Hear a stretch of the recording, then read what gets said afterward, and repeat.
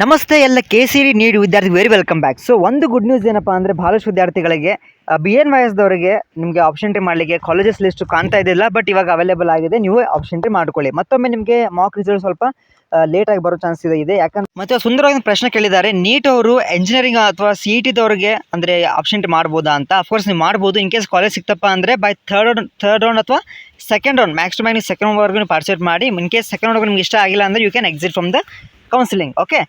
ಮತ್ತು ಇನ್ನೊಂದೇನೆಂದರೆ, ಪ್ರತಿಯೊಬ್ಬರು ನಿಮ್ಮ ಆಪ್ಷನ್ ಎಂಟ್ರಿ ಮಾಡಿದ್ದ ಲಿಸ್ಟನ್ನು ಒಂದು ಪ್ರಿಂಟ್ಔಟ್ ಇರುತ್ತಲ್ಲ, ಸಾಫ್ಟ್ ಕಾಪಿ, ಅದನ್ನು ನನಗೆ ಟೆಲಿಗ್ರಾಮ್ ಸೆಂಡ್ ಮಾಡಿ. ನಾನು ನೋಡ್ತೀನಿ ಯಾವ ವಿದ್ಯಾರ್ಥಿಗಳು ಯಾವ ಕಾಲೇಜ್ ಹಾಕಿದ್ದಾರೆ ಅಂತ. ಯಾಕೆಂದರೆ ಕೆಲವೊಬ್ರು ಭಾಳ ಮಿಸ್ಟೇಕ್ ಮಾಡ್ತೀರಾ, ಬರೀ 10, 5, 20 ಕಾಲೇಜ್ ಹಾಕ್ತಿರಲ್ಲ ಅಂಥವ್ರಿಗೆ, ಅಥವಾ ಇನ್ನೂ ಏನು ನಿಮಗೆ ಪ್ರಿಫರೆನ್ಸ್ ಆರ್ಡರ್ ಚೆನ್ನಾಗಿ ಮಾಡಿದ್ರು, ಅಥವಾ ನಾನು ಇನ್ಪುಟ್ಸ್ ಕೊಡ್ತೀನಿ. ಅಲ್ಟಿಮೇಟ್ಲಿ ಡಿಸಿಷನ್ ನಿಮ್ಮದೇ. ಓಕೆ, ಜಸ್ಟ್ ನಿಮಗೆ ಒಂದು ಮಾಹಿತಿ ಇರಲಿ ಅಂತ. ಓಕೆ, ಸೊ ಶೇರ್ ಮಾಡ್ಕೊಳ್ಳಿ ನಿಮ್ಮ ಒಂದು ಆಪ್ಷನ್ PDF ಅನ್ನು.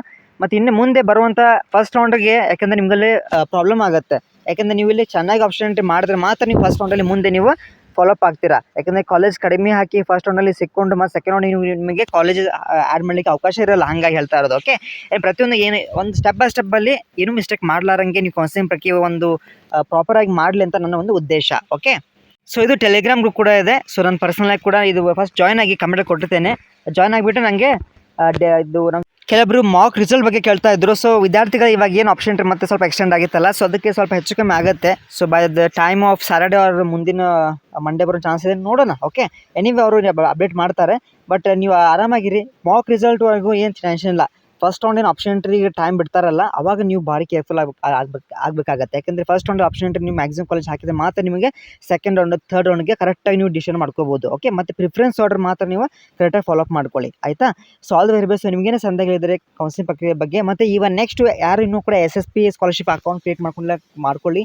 ಮತ್ತು ಅದೇ ರೀತಿ ಇನ್ನೊಂದು ಯಾವುದಂದರೆ NSP ಅಕೌಂಟ್ ಕೂಡ ಕ್ರಿಯೇಟ್ ಮಾಡ್ಕೊಳ್ಳಿ. ಓಕೆ, ನಿಮ್ಮ ಪ್ಯಾನ್ ಕಾರ್ಡು ಮತ್ತು ನೆಟ್ ಬ್ಯಾಂಕಿಂಗು ಅಥವಾ ನಿಮ್ಮದು ಕ್ರೆಡಿಟ್ ಕಾರ್ಡ್ ಇರುತ್ತೆ, ಫೋನ್ಪೇ, ಇವೆಲ್ಲ ಕೂಡ ಮಾಡ್ಕೊಳ್ಳಿ. ಯಾಕಂದರೆ ಇವಾಗ ಮುಂದೆ ನಿಮಗೆ ಹಾಸ್ಟೆಲಿಗೆ ಹೋದಾಗ ಅಥವಾ ಕಾಲೇಜ್ ಹೋದಾಗ ನಿಮಗೆ ಭಾಳಷ್ಟು ಹೆಲ್ಪ್ಫುಲ್ ಆಗುತ್ತೆ. ಓಕೆ, ಆಲ್ ವೆರಿ ಬೆಸ್ಟ್ ವಿದ್ಯಾರ್ಥಿಗಳೇ. ಇನ್ನೊಂದೇನೆಂದರೆ, ಯಾರಿಗೆ ಇನ್ ಕೇಸ್ ಮಾಕ್ ರಿಸಲ್ಟಲ್ಲಿ ಭಾಳ ಜನಕ್ಕೆ ನಾನು ಪ್ರತಿ ವರ್ಷ ನೋಡ್ತಾ ಇರ್ತೇನಲ್ಲ, ಮಾಕ್ ರಿಸಲ್ಟ್ ನಿಮಗೆ ಅಂದರೆ ಯಾವುದು ಕಾಲೇಜ್ ಅಲಾಟ್ ಆಗಿಲ್ಲ ಅಂತ ತೋರಿಸುತ್ತೆ. ಅಂಥ ವಿದ್ಯಾರ್ಥಿಗಳು ಏನು ಮಾಡಬೇಕು, ಫಸ್ಟ್ ರೌಂಡಿಗೆ ಮ್ಯಾಕ್ಸಿಮಮ್ ಕಾಲೇಜನ್ನು ಹಾಕಬೇಕು.